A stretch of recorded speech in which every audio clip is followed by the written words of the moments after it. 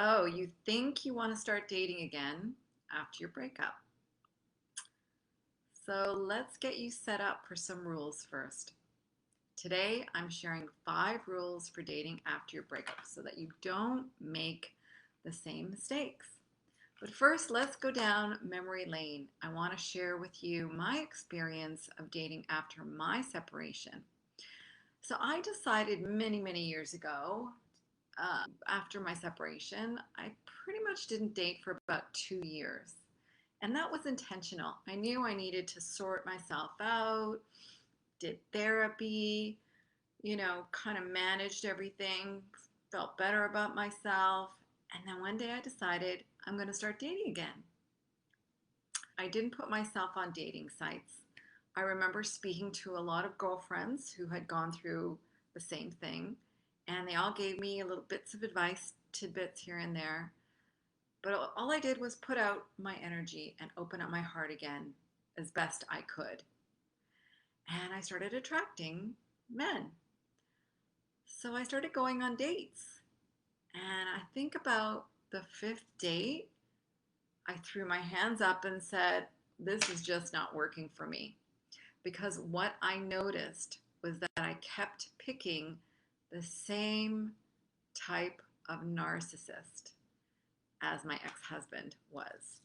So they were all different flavors of narcissists, and this was something that I was becoming awoken to or awakened to. And I did some research, and sure enough, these men were all either peacocking, love bombing me, or just manipulating me. And I said enough. I stopped the dating, and then I started to do my real deep, intense work. But I wanted to let you know this story because it was important for me to go out and try the dating again to see if what I had done was really sticking and if I was really making some strides in my learning of around the breakup of my marriage. And so I did. I learned tons of stuff, but this dating thing, I realized I needed to shift my energy. So I dug deeper.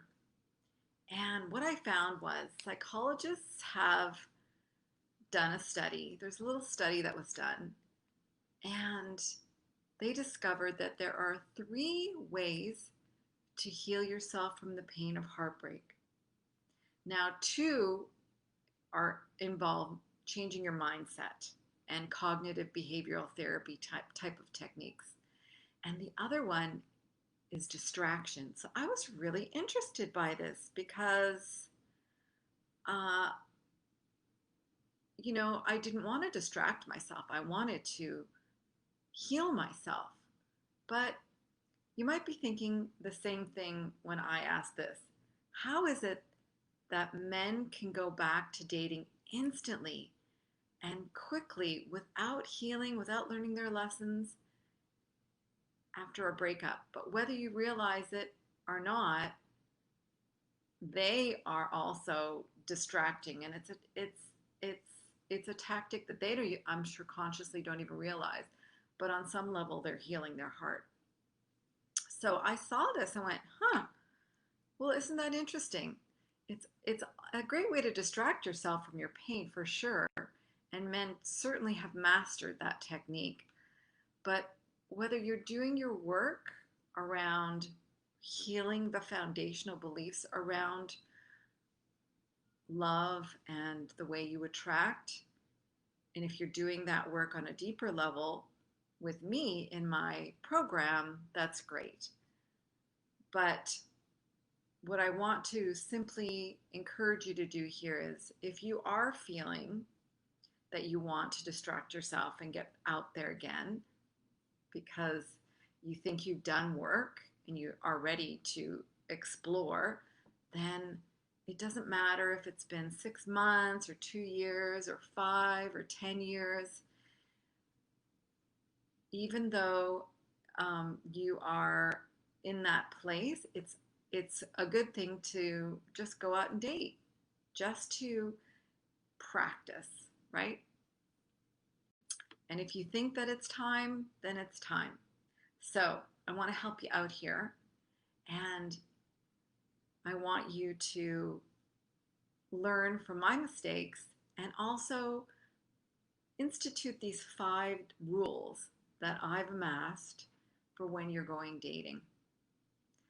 So let's talk about exactly what those are. So when you are, of course, but when you are in the process of separating, I want you to remember that although you are still in the wounding of your separation or your breakup, um, you're going to have a certain amount of energy that attracts a certain type. But you can start breaking up the patterns that you are in by just going out there and doing it. If you do it with awareness, then you won't make the mistakes as big as I did, because I was doing the same things expecting a different result. And I thought that if I just found someone that appeared different, because I was consciously sure that I didn't want that same type of narcissist. And I thought, well, I've done some work and I consciously know I don't want to pick that. So I shouldn't necessarily pick that. But guess what? All I was doing was picking the same versions of my ex. And I was astonished at the amount of variety of narcissists that they could come in. It was astonishing, really. So, anyways, I knew that I had to change things, but first I had to start with myself. So I started to do research and I really dug deep into the whys. And, you know, of course, that's a longer discussion. And if you want to know more about that, just shoot me a little email or shoot me a message and we can have a discussion around how you can do the deep foundational work. But what I did come up with in the meantime were 5 rules for dating after divorce that helped me move through some of the blocks that essentially were making the quality connections that I wanted impossible. So I'm going to share them with you today. So the first rule when you get out there that you must do is you need to scrap the story. That means before you even think of looking for a new partner, you have to drop all the stories you've been telling yourself as to why you aren't worthy of a great relationship. Because you're convincing yourself you're not going to be in a great relationship, so therefore you're going to be picking a not great relationship, and you're going to be picking somebody who will manifest that belief for you. So drop all the stories you have about yourself, whether you're too old, too fat, I don't have this, I don't have that, I'm not, none of that matters, because connection is done energetically. So if you're thinking you're not worthy, your voice is going to speak as if you're unworthy, and your energy is going to come out as if it's unworthy. So you're going to attract that. So, number 1, remember this.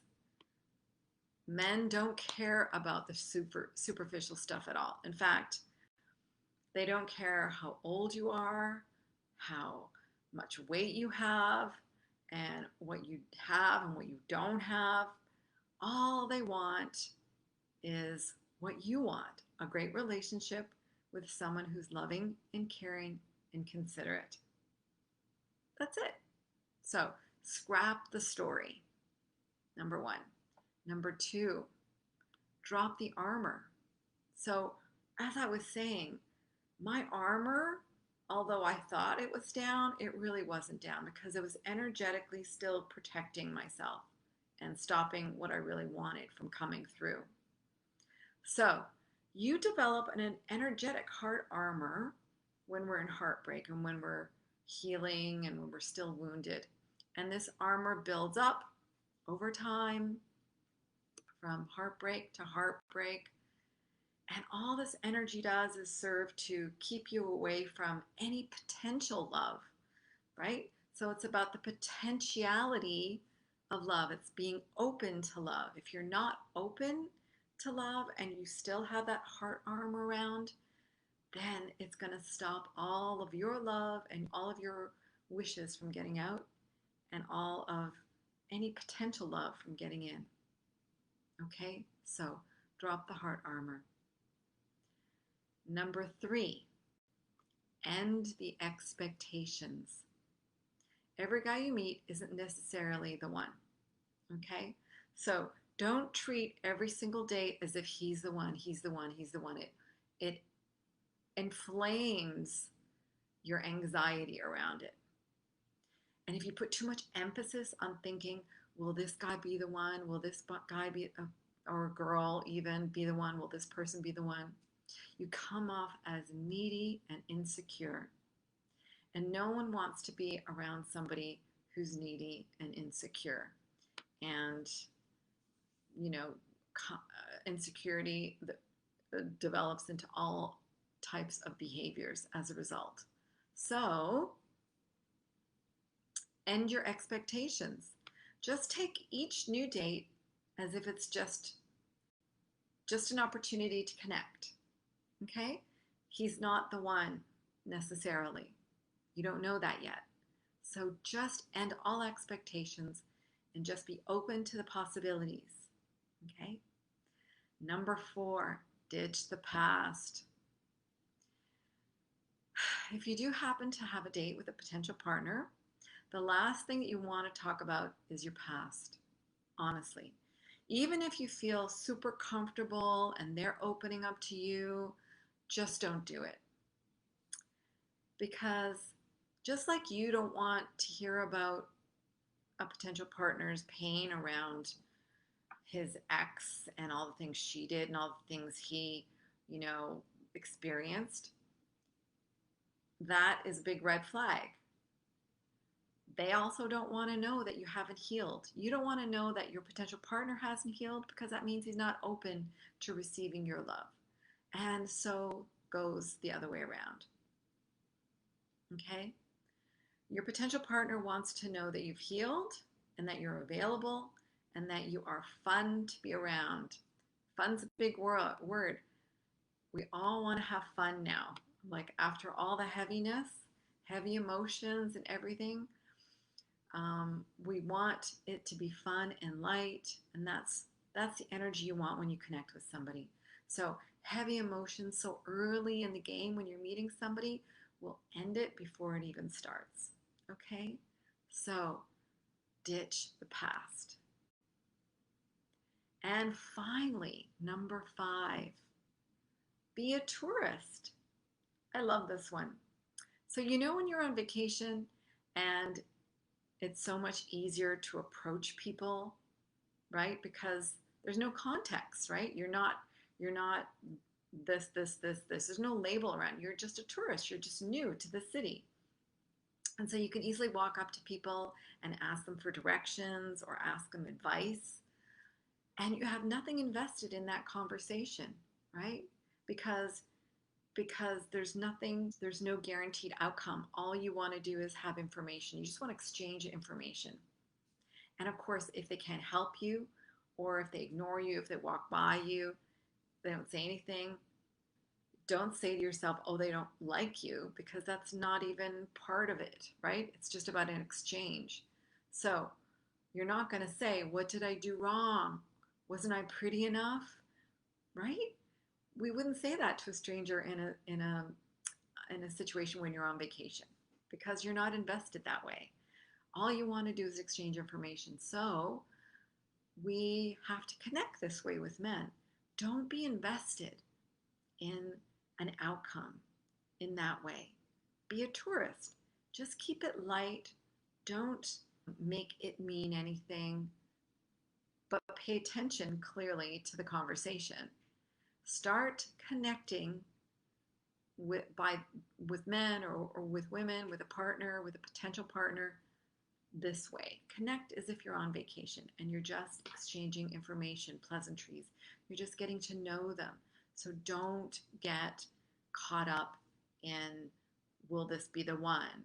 Will they like me? Am I pretty enough? Or all those silly questions that we ask ourselves when we're not feeling sure about ourselves. Okay? Be a tourist. By practicing these 5 rules, you're going to have a better outcome when you date. Of course, the more you date and the more you institute this type of behavior, it's going to get easier for you to start connecting with people on and on and on. So when you become really used to connecting in this way, when you actually do meet a potential partner that shows up, then you won't stumble over your words, and you'll be relaxed and you'll be confident because you don't have that investment, and you'll be able to connect on a deeper level than you would before. So remember, these are the rules that you should institute if you're going to start dating again. Number 1, scrap the story. Number 2, drop the armor. Number 3, end the expectations. Number 4, ditch the past. And then number 5, just be a tourist. Just connect. Just be light. Just be fun. Make this an exploration, okay? Don't put so much investment into finding a partner. Make this a fun exploration into simply dating and connecting with new people. If you take that attitude, your chances of finding somebody who is more aligned with you are better. Is this a guarantee that you're not going to keep picking the same narcissist? Absolutely not. That is the deeper work that you need to do. And if you're interested, connect with me and we'll talk about it. But for now, just for fun and connection, go out. Don't be afraid of dating. Don't be afraid of online dating. Don't be afraid of talking to people as you are walking, even around your neighborhood. If you're going for a walk and you see somebody who is regularly on your path, just say hi. Start a conversation. Just be open to the possibility. Okay? No heaviness anymore. This is time to be light and connect and have fun. All right? So remember the 5 rules. Don't forget them. Be a tourist. I'm going backwards. Ditch the past. Forget those stories. Don't have high expectations. Drop the armor. Open your heart to the possibilities. And most importantly, scrap the story. You are now making new stories for yourself. So enjoy the fun part of connecting and dating, and let me know how you do. Have fun. Until next time, bye.